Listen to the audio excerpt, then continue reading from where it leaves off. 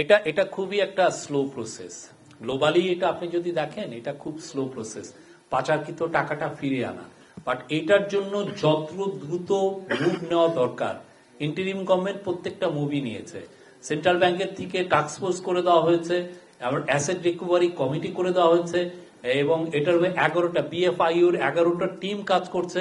আমরা ওয়ার্ল্ডের top top consultancy এজেন্সিদের সাথে কথা বলছি, যার মধ্যে KPMG এক অন্যতম, অন্যান্য অনেকগুলো আছে, তাদের সাথে করা হচ্ছে এবং তাদের পরামর্শ আমরা নিচ্ছি এই বিষয়ে। আমাদের আমি বলবো যে one of the highest importance এইখানে এই গভর্নমেন্টের।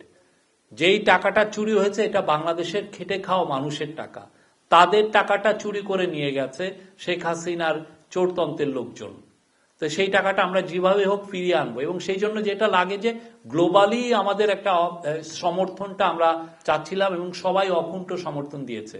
এই টাকাটা তো আমাদের এখান থেকে নিয়ে গেছে, এবং অনেকটা টাকা যেটা হয়েছে যে কিছু কিছু ডেভেলপ কান্ট্রিতেও গেছে। এই যে মানি ট্রেলটা বের করা, কোথায় কোথায় টাকাটা গেল, কিভাবে গেল, কোন নামে নিয়ে গেছে, বা ওইখানে যে কি অ্যাসেট তৈরি করা হয়েছে কিনা, ওইখানে যে ওই টাকাটি দিয়ে কি কি অ্যাসেট তারা কিনেছে।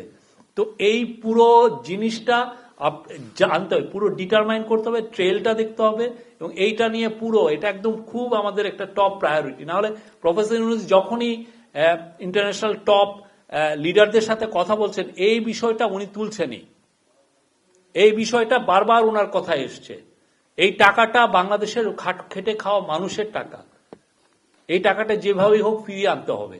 তো এটা আমরা আমাদের সর্বোচ্চ এফর্ট দিয়ে এই কাজটা আমরা করছি, ইন্টারিম গভর্নমেন্ট করছে।